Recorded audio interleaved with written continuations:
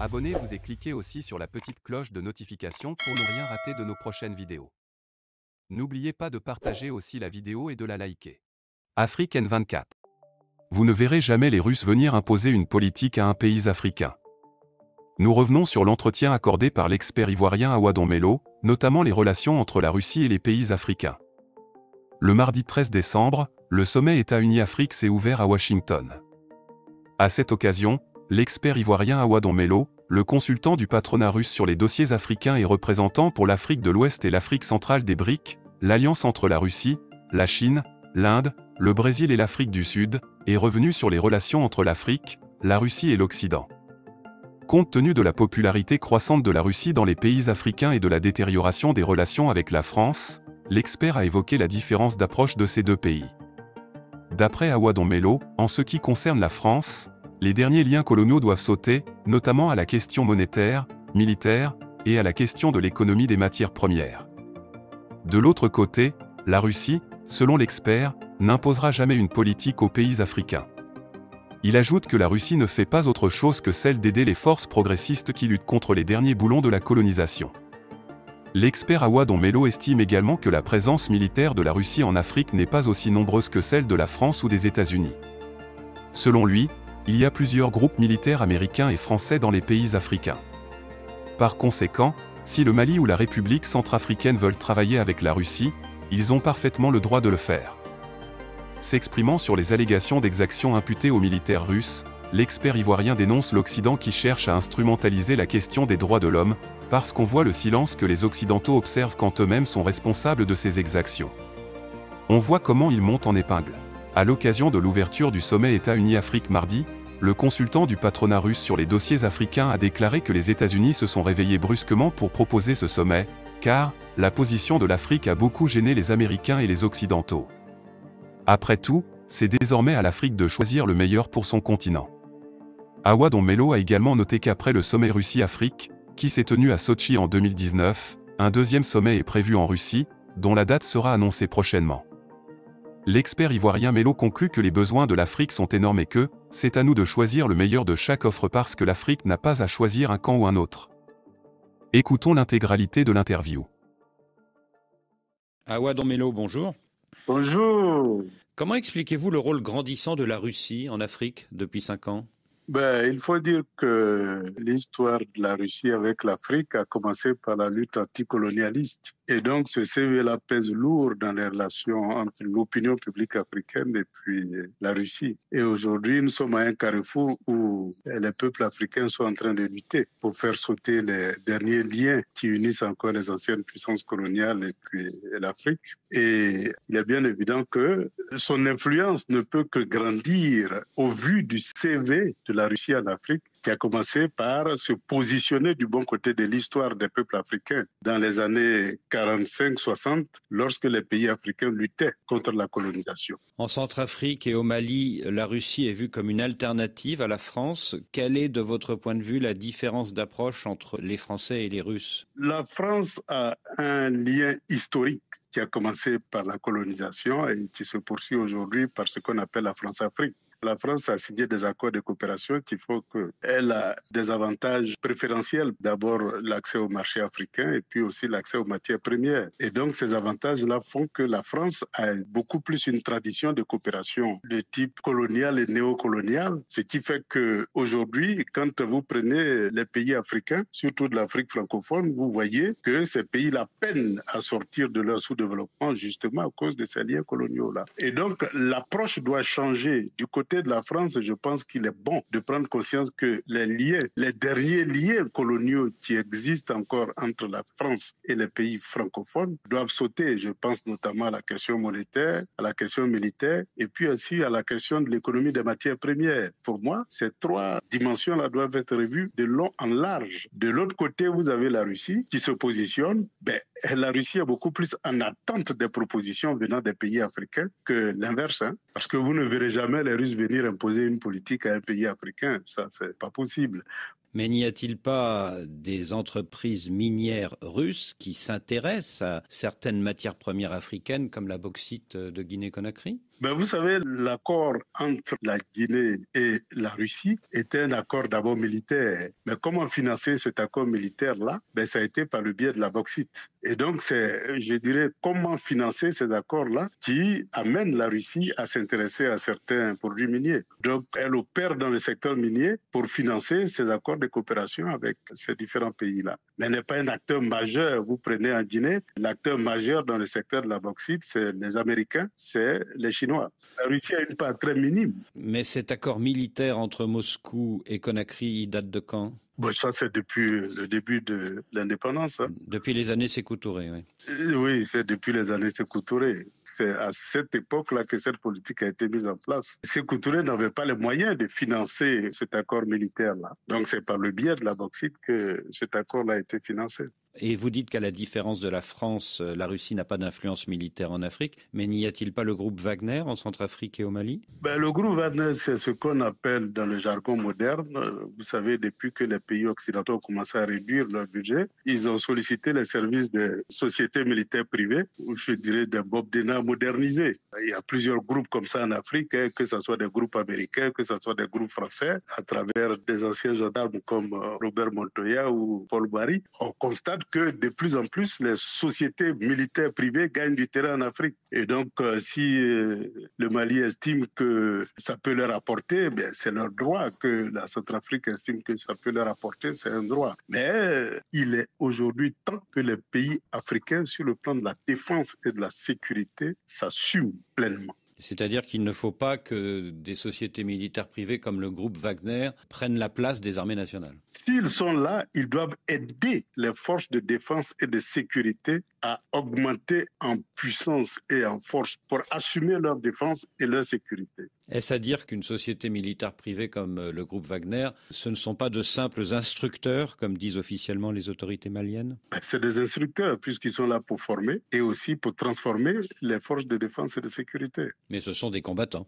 Tout militaire est un combattant. Les anciens gendarmes de l'armée française qui ont combattu auprès des rébellions et des putschistes africains, on les connaît. Hein? Bob Denard a été un grand combattant. En Centrafrique comme au Mali, le groupe Wagner est pointé du doigt par les organisations de défense des droits de l'homme. Est-ce que vous ne craignez pas que ces exactions puissent ternir l'image de la Russie en Afrique? Non, c'est des sociétés privées. C'est comme si on me disait, c'est vrai que l'image de Bob Denard, etc., n'est pas reluisante et que c'est reproché à la France d'avoir utilisé ces services-là. Oui, certes, le groupe Wagner est une société privée, mais elle est dirigée par M. Prigojine, qui est très proche du président russe, Vladimir Poutine, et elle combat actuellement à Bakhmout face aux forces ukrainiennes, aux côtés des forces russes. Bouygues, Bolloré, etc., ils sont proches du gouvernement français. Donc, ça ne veut pas dire qu'ils perdent, du coup, leur statut de société privée. Non, je suis désolé. Les arguments ne tiennent pas la route. Ce que je veux dire, c'est est-ce que vous ne craignez pas que les exactions dénoncées ne ternissent non seulement le groupe Wagner, mais l'image de la Russie, tout simplement? Vous savez, aujourd'hui, les droits de l'homme sont instrumentalisés à travers le monde entier. Il y a des gens qui ont le permis de tuer. Quand ils tuent, c'est silence radio. Il y a d'autres qui n'ont pas ce permis-là. Quand ils tuent, évidemment, ils sont épinglés. Donc, la question des droits de l'homme, eh bien, en Occident, on cherche à instrumentaliser cette question-là parce qu'on voit le silence que les Occidentaux observent quand eux-mêmes, ils sont responsables de ces exactions. Mais on voit comment ils montent en épingle. Moi, je me souviens du cas de la Côte d'Ivoire où on a accusé Laurent Gbagbo de tous les mots et on s'est rendu compte, en fin de compte, qu'il est innocent. Donc, je veux dire que cette instrumentalisation-là aussi a ses limites. Nous, en Afrique, on n'y croit plus, pour être franc. Dire que tel type a violé les droits de l'homme, tel autre ne l'a pas violé, on voit ce qui est dénoncé et ce qui est caché. Et donc, pour nous, la question des droits de l'homme, aujourd'hui, est devenue un instrument de politique des grandes puissances. Awa Domelo, depuis l'invasion de l'Ukraine par la Russie en février dernier, les Africains sont divisés. Est-ce que l'annexion officielle par la Russie de Vladimir Poutine de 4 provinces ukrainiennes, c'était le 30 septembre, n'a pas suscité beaucoup d'inquiétude chez les chefs d'État africains qui sont, comme vous le savez, très attachés à la souveraineté et aux frontières? Je crois que ça a soulevé beaucoup d'inquiétudes en Occident. Vous savez, souvent les Occidentaux cherchent à partager leur inquiétude avec nous, pays africains, mais nous, en Afrique, on observe une certaine neutralité vis-à-vis de ce conflit-là. Lorsque vous prenez les provinces qui ont Quand vous allez en Russie, parce que moi je vais tout le temps en Russie et je vais aussi en Europe, je viens aussi en Afrique, donc j'essaie d'écouter un peu tout le monde. Les arguments qui sont avancés par les Russes ne sont pas les mêmes arguments que les Occidentaux avancent. Ils estiment qu'il y a eu des élections, ils estiment que les peuples ont le droit de s'autodéterminer et ils estiment que s'ils s'autodéterminent pour s'allier à la Russie, c'est tout à fait normal que la Russie les accueille. Et donc pour eux, ils ont une autre vision. Oui, mais vous voyez bien, Awa Dombello, que le vote de certains pays africains a changé entre le mois de mars et le mois d'octobre, suite justement à l'annexion officielle de 4 provinces ukrainiennes par la Russie. Mais c'est leur droit. Chacun a sa grille de lecture. Il y a deux principes dont il est question. D'abord, le droit des peuples à s'autodéterminer, ça c'est important, et l'intégrité des différents territoires, ça aussi c'est important. Et donc, pour ceux qui estiment que les peuples ont le droit de s'autodéterminer, eh bien, ils estiment que c'est tout à fait normal qu'ils demandent à adhérer à la Russie. Pour ceux qui estiment que c'est pas normal, ben, ils voteront contre. Donc, c'est tout à fait normal. Est-ce que cette annexion officielle par la Russie de 4 provinces ukrainiennes, ça ne risque pas de donner aux Africains l'image d'une Russie impérialiste ? Non, pas du tout. La Russie a été anticolonisatrice. Pour nous, c'est un CV qui pèse lourd dans notre analyse et dans notre rapport avec la Russie. Oui, mais ça, c'était il y a 60 ans, Awa Dombello. Je parle d'aujourd'hui. Mais aujourd'hui, la Russie ne fait pas autre chose que se mettre du côté des forces progressistes qui luttent pour faire sauter les derniers boulons de la colonisation. Vous savez, la décolonisation est un processus, ça a commencé en 60, mais il y a des liens coloniaux qui existent, notamment au niveau du CFA, au niveau de la présence militaire française, au niveau de l'économie des matières premières. Il y a des liens coloniaux qui doivent disparaître. Ce n'est pas normal que jusqu'à aujourd'hui, une armée qui a été à l'avant-garde de la colonisation du continent africain continue de résider sur le sol africain. Dans les pays anglophones, vous ne verrez plus ça. Ce n'est pas normal que le franc CFA qui a servi à coloniser l'Afrique serve aujourd'hui à pérenniser, je dirais, la France-Afrique. Pour moi, c'est des aberrations de l'histoire qui doivent disparaître. Êtes-vous hostile à toute présence française en Afrique ? Non, pas du tout. Moi, je parle bien le français et je crois que la France a un atout, c'est qu'elle partage la même langue que beaucoup de pays africains. Je fais ma formation en France, j'estime qu'il y a de très bonnes écoles en France que nous devons utiliser, il y a de bons laboratoires en France, il y a de bons produits français que nous devons continuer à développer, mais nous estimons qu'il y a des liens coloniaux qui doivent disparaître, c'est tout. Ce mardi, à Washington, s'ouvre un sommet États-Unis-Afrique. Est-ce que les Américains n'ont pas des arguments à la fois politiques et économiques beaucoup plus importants que les arguments russes sur le continent africain ?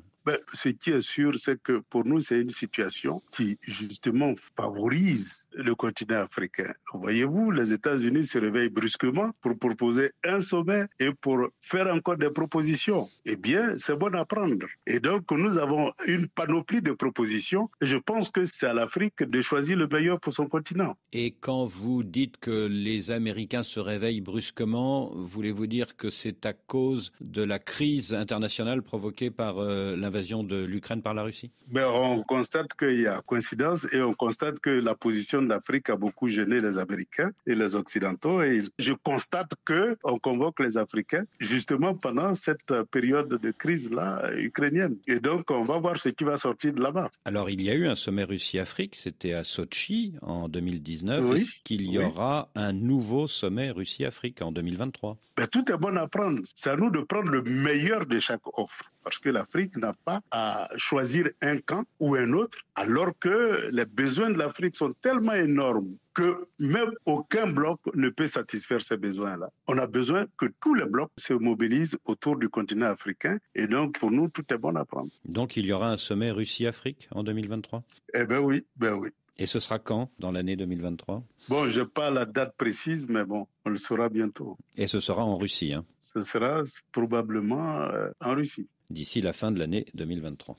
Oui, exactement. Sur le plan économique, justement, en tant que représentant des BRICS pour l'Afrique de l'Ouest et l'Afrique centrale, quels sont les grands projets d'infrastructure que vous portez actuellement ? D'abord, les projets d'infrastructure, c'est des projets qui sont dans l'agenda 2063 de l'Union africaine en priorité, et aussi les projets que nous négocions directement avec les pays cibles qui ont été choisis pour les premières actions. Et donc, dans l'agenda 2063, c'est vraiment les grands projets d'infrastructure d'interconnexion entre les États africains. Et donc, ces infrastructures d'interconnexion, ça concerne aussi bien les autoroutes, les routes, les chemins de fer, la télécommunication, l'énergie et tous les autres services connexes. Et donc, c'est ces grands un projet là qui constitue le portefeuille de projets qui sont la cible des pays des BRICS vis-à-vis de l'Afrique. Vu son poids économique, est-ce que la Chine n'est pas le poids lourd des BRICS aujourd'hui en Afrique, peut-être au détriment de la Russie d'ailleurs? Évidemment que la Chine est le poids lourd, il n'y a pas de doute par rapport à ça. Et nous devons faire de telle sorte que tous les pays des BRICS augmentent leur intervention en Afrique pour qu'on puisse rattraper très vite notre retard en matière d'investissement en infrastructure et en industrie. On dit que les investissements russes en Afrique ne représentent que 1% de l'ensemble des investissements venus de l'étranger sur le continent africain. Est-ce que cela ne montre pas qu'en réalité, le poids économique de la Russie est très faible? Mais il faut comprendre un peu la logique russe. L'Union soviétique a eu pendant longtemps une politique d'autosuffisance, c'est-à-dire produire pour les besoins. C'est le slogan socialiste. Et donc, c'est avec Poutine qu'il y a eu un véritable patronat qui s'est développé, ce qu'en Occident on appelle des oligarques. Et donc, c'est maintenant que le patronat s'organise pour affronter le marché international. Donc, pour nous, ça devient une opportunité. Et donc, c'est tout à fait normal que le poids de la Russie soit faible. Mais notre souhait, c'est que ce poids-là augmente. Parce que, je dis, les besoins de l'Afrique sont énormes. Et est-ce que la Russie n'a pas tendance à se cantonner en Afrique à deux domaines qui sont la sécurité et les matières premières? Mais c'est le domaine traditionnel. Aujourd'hui, pour nous, le plus important, c'est qu'on définisse une nouvelle politique et qu'on développe une nouvelle coopération avec la Russie pour que la Russie intervienne aussi dans d'autres secteurs qui puissent permettre à l'Afrique de combler son déficit. Awa Danmelo, merci. Likez la vidéo si ce n'est pas déjà fait. Laissez aussi votre point de vue en commentaire.